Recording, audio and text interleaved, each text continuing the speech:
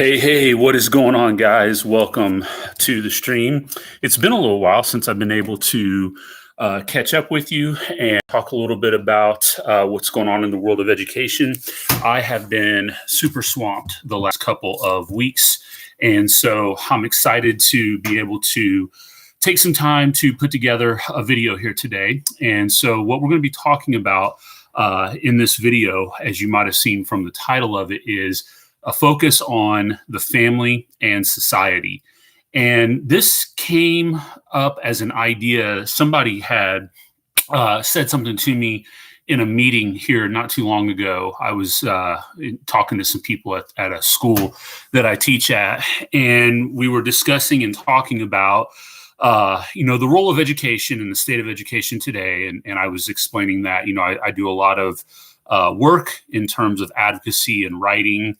And I said, hey, I think that there's something really interesting that we need to consider and think about. And I usually don't push the envelope too much with what I believe, because I generally just try to present my ideas and then let people wrestle with them, let people try to figure out, whether they agree or disagree, and not really come across from a position of I'm right, you're wrong, and the way that I see it is the only way, and so on and so forth. And so I wanted to kind of hit on this idea that I presented, and I want to give you a little bit of what the reaction was like, because I thought it was very telling, and I thought it really said a lot, and it really made me think even more about where we currently are in the world today as it relates to how we view the role of government, what we expect of our government and society, and us as individuals, citizens within this society, what our expectations ought to be and should be, and what responsibilities do we have. So I kind of want to go through all of that. Before I get into that, though, too, I did want to let you guys know that I have been really, really busy doing some work. I have my second book that I'm still continuing to try to work on and fit in between other projects that I have going on. I can't speak much to one of the big projects that I'm working on because I can't really give much of the details away at this point. But I am helping a very prominent libertarian author who is a established series out there. And I'm helping to do some writing and research for him on a big project that he's got going on. And that's been consuming a lot of my time outside of, obviously my other duties of teaching and whatnot. And so I haven't had a ton of time to be able to dedicate toward writing my personal book, but I do have a shell of it done. I just need to kind of fill in some gaps and then get the editing process going. So I know I've had to delay that a couple of times, but I'm looking forward to hopefully being able to get that out here relatively soon. So with that, I wanted to talk a little bit about this idea that I really kind of had an epiphany with, and it happened in an off-the-cuff comment and conversation that I was having with someone. And it was really something that I had been kicking around in my mind a lot as I've, kind of interacted with people online through social media, just different research that I've done and writing that I've done related to education, the role of schools in our society. And it stems from this idea, and I believe it was Tom Woods, the libertarian historian, author, economist, who I think I heard one time say in a podcast episode, if it weren't for the government, how would we fill in the blank? And that's really the prevailing ideology that I think exists today amongst a lot of people. I think that there is an overwhelming sentiment that for just, your everyday citizen, just people that are trying to get by, they're not super political, they're not super engaged in activism or anything along that lines. They're just, they're going to work, they're punching the clock, they're paying the bills, they're just trying to get through life. And so when we, think about what these types of people tend to think about in terms of the role of the government, they've typically been conditioned to think that the government exists to provide to society things that which society itself cannot do. Now, there may be some truth to that. Let's just put it that way. There may be some things, because I don't really know what society would look like in a governmentless state. In other words, an anarchy. there's been all kinds of, obviously historians and political pundits and whatnot who have written about, what that might look like. And we've spent, thousands of years debating what the best form of government should be. But regardless of all of that, we are here today in America in a time where I think we stand at the precipice of going in one of two directions. We're at that proverbial fork in the road. For almost 200 years, we have held on to the belief, and notice I said belief, maybe not necessarily the axiom or truth, that we live with a limited government, right? And the convention of the Constitution was, again, a test of that. Could we strengthen our government and at the same time keep it limited? Because the founders who met in Philadelphia at the convention, were kind of many of them, not all of them, but many of them, especially those who wanted to change the structure of the Articles of Confederation, believed that the central government, the general government, wasn't strong enough. It didn't have the ability to lay and collect taxes. There was no executive. There was no federal judiciary. And so when the Virginia Plan was put forth in front of the convention, of course, at first people were shocked. They thought, well, we're just here to amend the Articles of Confederation. But once they kind of got beyond that and they realized, okay, we are going to create this new system of government.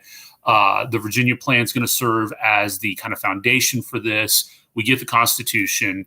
Okay, get on with it, Spears. What are you trying to say? Well, again, the Federalists, who had to win favor, by the way, of people, because there were a tremendous amount of people in the states who did not buy into the idea that we could create a stronger, more unified system of government and have it maintain its limited nature the way that they claimed it would. Because the Federalists, guys like Madison and Hamilton, Edmund Randolph, John Jay, even Washington, Adams, these guys were all kind of trying to sell the Constitution as the federal government is going to be limited only to what the Constitution says it can do. Well, of course, as we know, we've got the favor of having history on our side to now be able to look back. And I think there were anti-federalists even at the time who were saying that's not going to be the case. The federal government is going to expand its powers beyond what it's prescribed to do in the Constitution, because there are these phrases and terms in here which are very vague, which give a lot of opportunity for interpretation. And this is where you get into looking at things like the General Welfare Clause or the Necessary and Proper Clause or the Supremacy Clause. All of these clauses that we hear talked about in relation to the Constitution, those have been used to justify and expand the power. And it's much more nuanced than that. But in general, though, that's kind of the process for how the federal government has become so powerful. And so because of all that, and I wanted to set that background, that history up, because I think this is important to understand and highlight as I lead into this idea of what that has done then over time. It's kind of like death by a thousand cuts. What that has done over time then is, as the government has expanded its power and as it has gotten more involved in providing for the people, it has caused the people to become more dependent upon it. Right. And not even to become dependent upon it, but to change the view that it is now the role of government to provide those things to the people. Even if you yourself are not, for example, on Social Security or Medicaid or Medicare, you may have a favorable view that, well, that's the role of the government to provide that those systems of safety nets to people who don't have the ability to provide for themselves. And so, obviously that's one example. Social Security would be another. You can go on and on and on. And as is the case with everything, there are certainly certain circumstances of social safety nets where we would expect our government to, quote, provide for the general welfare of the people, to help those who are in need, to help those who can't provide for themselves. But as is also always the case too, where do you draw that line in the sand? And when you give the government the ability to do A, B, and C, they're going to push it all the way to X, Y, and Z. And as I've always tried to explain to people, when we're looking at discussing or deciding whether or not the government should have the authority and ability to provide a need to the people in society, it's never the obvious situations that get talked about, right? It's always the okay, we give you the power to do it here, but then what's going to happen when you justify it under this circumstance? And now all of a sudden it is a little bit more of a gray area.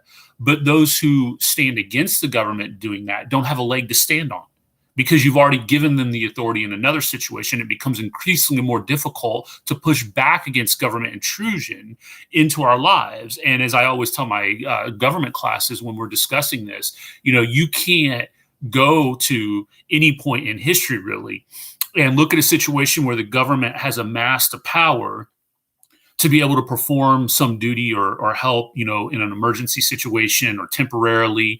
I forget who it was that once said, there's nothing more permanent than a temporary government program.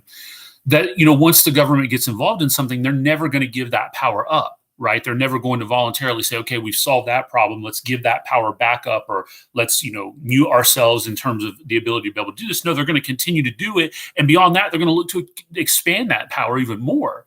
And so how does that all relate into education? Right? How does that tie back into what we're talking about? And this is what I mentioned to this person in a meeting the other day. Well, the first thing that we have to acknowledge, and again, we can't overlook this. I talk and use this example a lot in my government classes. Let's talk about education.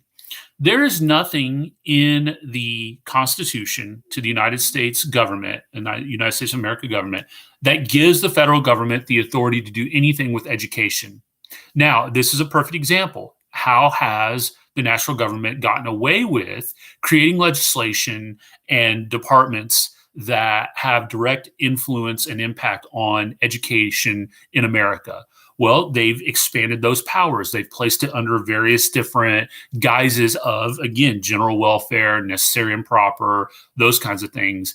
And again, then it gets kind of wrapped into this, well, it's more efficient. We have to have unified standards. We can't have 50 states having 50 different set of standards. So they all have to be kind of unified. And, we need to have a national curriculum that would make it easier for people who are applying to colleges or jobs, whether they grew up in California or they grew up in South Carolina, to know that you've been taught these things, right?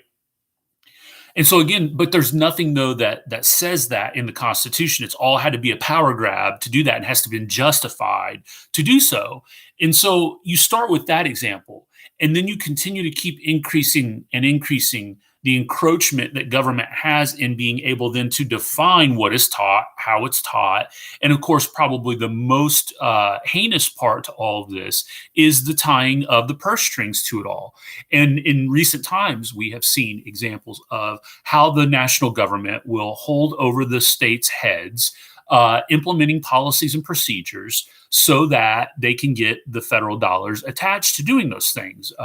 There was the famous example not too long ago of the Obama administration and the transgendered bathroom and locker room example, where they brought in the Department of Justice and they said schools are going to allow students who identify as one gender or the other to have access to locker rooms and bathrooms. There were some states who stood up to that. Most famous, I think it was North Carolina, and their governor that said, no, we're not going to play by these rules. And so they said, fine, we're going to sue you. We're going to withhold money, on and on and on. So, of course, this creates that tenuous relationship between the states and the national government, and probably even more accurate, not even just the states, but then obviously local school districts even, and the federal government. And there have been examples of battles there as well. So again, that's one thing to kind of keep in mind and think about, is what role does the national government have in dictating or mandating or even just overseeing, whatever adjective you want to use there, what role do they have in our national education system? And so again, if you were to remove that role from there and you just say, okay, kick it back to the states and let the states handle it, then we should say, okay, well, what role do individual state governments have in overseeing education? And again, here, even in that instance, it should be very limited, right? Education, public education, government schools, whatever you want to call them, as they have evolved over time, have again become more unified. We've seen consolidation across the board in terms of closing down smaller school districts into larger ones. And then, of course, you kind of keep going and you say, okay, the state has control over certain school districts, and those that have been identified as failing schools, the state has stepped in and taken those schools over. And then you just kind of keep going up the ladder there. And what I want to propose here is, and this is what I said in the meeting, is we need to think about a system that eliminates government interaction with education as much as possible. Now, obviously, that's a pipe dream. Is that really going to happen in my lifetime? Probably not. Obviously, we're seeing some pushback, but you see how difficult it is to make progress even with this, right? I mean, look at what it's taken to be able to grab the attention of the key players in education to let them know that we as citizens, at least a chunk of us, I don't know, minority, majority, I don't know, does it matter? Um, the fact that there are people who are showing up to school board meetings and there are people online who are saying, well, this is a vocal minority. Well, look at what vocal minorities have accomplished in this country over the last, 50 or 60 years, right? So now all of a sudden a vocal minority isn't, a good thing to have. I don't know what the numbers look like. I know there is a sizable amount of people who are frustrated at their wits' end with the public school system, and they are looking at wanting to and be able to embrace alternatives. Okay. It's not necessarily saying that they are anti-education. It's that they want the ability and freedom to be able to choose what is best for them and their families. Okay. And so I brought this up. And I said, I said, I think that we need to remove the government from education as much as possible.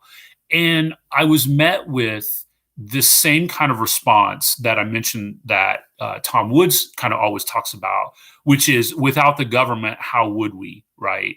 So in this case, it was essentially along the lines of, well, if you remove the government from schools, how are we going to ensure that people are being educated? To which I kind of jokingly pushed back a little bit because I don't really deal well with confrontation. I didn't want to rise to that level. And, I consider this person a friend as well. And I said, well, it is possible, right, that society would be able to organize itself and that people for long, long periods of time in history, received education without a government mandating through compulsive methods that they be educated, right? And I said, so I think it's a pretty low view of society to say that, if you were to remove government mandates and the threat of legal action from forcing people to go to their local neighborhood schools or even to have to school in a particular prescribed manner, right? That, people would all of a sudden just be walking around with their knuckles dragging the ground, walking in the walls, grunting, not knowing how to do things, right? And I think that's the key thing with this. I think those who are anti school choice or pro government schools or, in favor of the way the current education model is set up and operates, they have a very, very low opinion of people. Now, they will never come out and say that, right? I mean, well, some might. These days, they probably will. I have seen some videos online here recently where there have been some, they are beyond gone educators who have just, for whatever reason, taken to TikTok and other video sources and just trashed parents who are showing up to school board meetings. There was a video that I saw that's making its rounds on Twitter now of a teacher in Illinois who just went on this profanity-laced tirade about a parent and family that showed up to a choir concert. And I mean, just dropping all kinds of, unsavory language. We see it in the classrooms, the way that teachers talk to children in the classroom.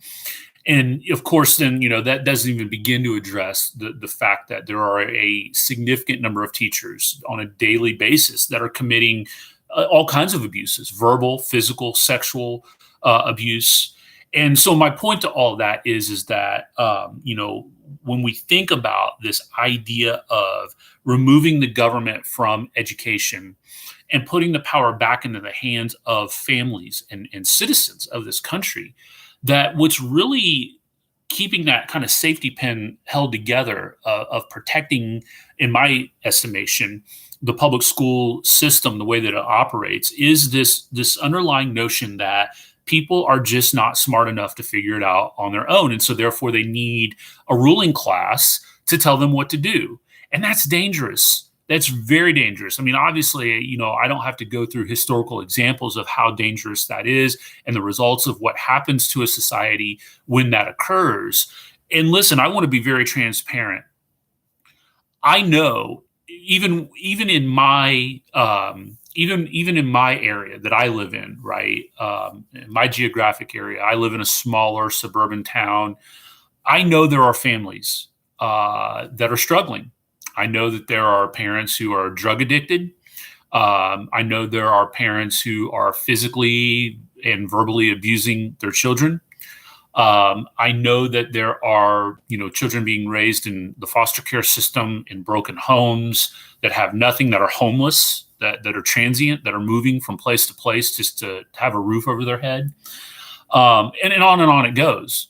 That's the condition of humanity, right? That's true no matter where you go in any society, in any history. There's been that, and again, along with this kind of idea that those people have of, well, we can't leave it to people because people are too stupid to be able to figure it out on their own.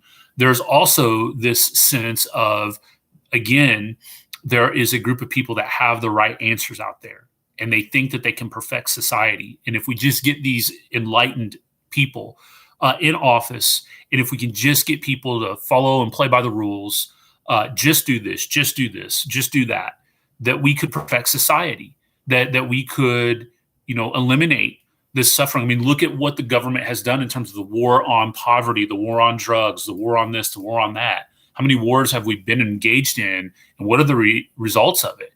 I mean, we haven't done anything to eliminate poverty. I know it's gotten better in some ways, but I don't know how much of that you could contribute to or attribute to the government. The war on drugs. I mean, my goodness, we're in the middle of an opioid crisis. We're battling all kinds of things related to that. So I think the track record, what I'm getting to as I kind of wrap this up here, and I want you guys to kind of reflect on this and think about it as well, is the track record of the government being engaged and involved in various different aspects of our lives as citizens of the country is very weak. There's not a lot of fruit being produced by the government being engaged in these various different activities or these various different parts of our lives. And so I want us to consider and think about the fact that if we were to eliminate and remove government in some ways, if not completely, from these situations, what would need to replace it? Well, nothing. Really, we would just need to take it upon ourselves as citizens to go about and find the best way to educate ourselves, our children, their children's children, right? If you're a grandparent, and find ways in which we can enrich and enlighten ourselves. And I think that would happen. Now, would some people be able to reflexively do that better than others? Yes, absolutely. And that's where our responsibility as citizens comes into play. We congregate in a community to be there for each other, to help each other out in various different ways. And so, of course, if you were to think about that, excuse me, in terms of your neighborhood, right, that might mean that you help out a child or a family who doesn't have the means to be able to educate in a particular way. Like, for example, I wouldn't feel comfortable providing my child's education on math or science, but I bet I could find somebody who could, right? And even if I didn't have the capability, I guess, because I think this is really what people who are against this model of thinking kind of say is, okay, yeah, but you have the capacity to be able to recognize that, and you have the ability through whatever, right? Education yourself, transportation, you have the luxury, the privilege, that's the word we like to hear a lot, to be able to recognize that and do something about it, right? What about that single mother who has, no education to her name, who is struggling to make ends meet, who has 3 kids at home, has lost total control, can't figure things out, doesn't want to take the energy to do it. And so the kids are just kind of left to run amok. Again, that's where we as a society have to step in and recognize that. Right. I mean, we already see that. We already know, we can already identify issues like that in our society without the government. Right. I mean, we can just go around and see that there are areas that are in need economically, educationally, spiritually, so on and so forth. And so it would be incumbent upon the people to be able to do that. And you don't have to be Superman, right? There's not this, there shouldn't be this sentiment that I've got to save everybody, right? If we work in kind of an accumulation together and pool our resources together, that it would function. It would work well. We would find people who have niches to be able to help certain people out, or be able to create programs and help people out that way. And so, community-minded approaches to overcoming government-run institutions has to be the answer. We have to look for ways in which we, as the citizens, take back as much as we can, right? And I think that's what we're seeing right now with people being outspoken in public school board meetings, in negotiations and discussions with educators, principals, administrators, and whatnot. That basically what we're saying is that we want to recapture what is rightfully ours as parents. The agreement between the state and the parent to educate a child requires mutual respect. It's not a you give us your children and we get carte blanche to do what we want to do. It is we are working with you. We are serving you as the parent, right? When I send my child off to school, I am granting you the authority to be able to educate my child, nothing more, no indoctrination. I really even don't think beyond breaking the rules of what you've established in your building, you have any right to discipline my child or pass judgment on my child for what they are engaged in, what they're doing, and anything along those lines. But we are seeing again more encroachment of the schools into private lives of our children. And so that, again, becomes another danger that we have to contend with as well. So there's this ebb and flow of, parents asserting their rights. And listen, you guys know this as well as I do. There are people out there who are advocating for a removal of parental rights in terms of education, that basically your child should be a ward of the state when it comes to education. And if that happens, right, then who knows where it leads from there. We already see the government have the authority to be able to come in and seize children out of a home on speculation of abuse or what have you. And so this is already in place to be able to come in and say, we are going to assert as the state, as the government, total control over raising your children. And you have, the whole cradle to grave type mentality. And so we have to guard these rights jealously. And I think showing up to school board meetings, being vocal, doing it in the right channels, the right method, the right way is absolutely appropriate. I think we need to continue to put pressure on not just school boards, administrators, and our elected officials as well. We need to try to hold them accountable to allowing us the greatest idea available. Or ideas available to how we educate our children. And I know some states have adopted resolutions that would put funding more directly into the parents' hands as opposed into the system, which is a great first step. But we have to keep going. We have to get them to be more open to what education looks like, and that it doesn't have to look the way that it does in a school building. And this comparison, they like to do this all the time. Public school teachers who defend the system absolutely hate charter schools because they feel like they don't have to play by the same rules. And I always say that's the point. The point is your rules aren't working, so we want a system or an alternative that gets to play by a different set of rules so that we can compare and see and say, okay, look, you guys eliminated these things over here and we're getting better results. So they always say, well, they don't have to do this and they don't have to do that. That's the point. You guys are doing those things and it's not working. In fact, it's a negative. So we want to create a system where the school or whatever that is doesn't have to play by those rules, so we can look and see, hey, that's a benefit to the kids. Right? You're just looking at comparing your school to this school and saying, well, that's not fair because they don't have to play by these rules and on and on. And that really kind of showcases where their loyalties lie, where their energies lie in protecting the system and not in promoting a quality education for the children. So I thought that was interesting. And again, the reaction when I said that was really kind of dismissive.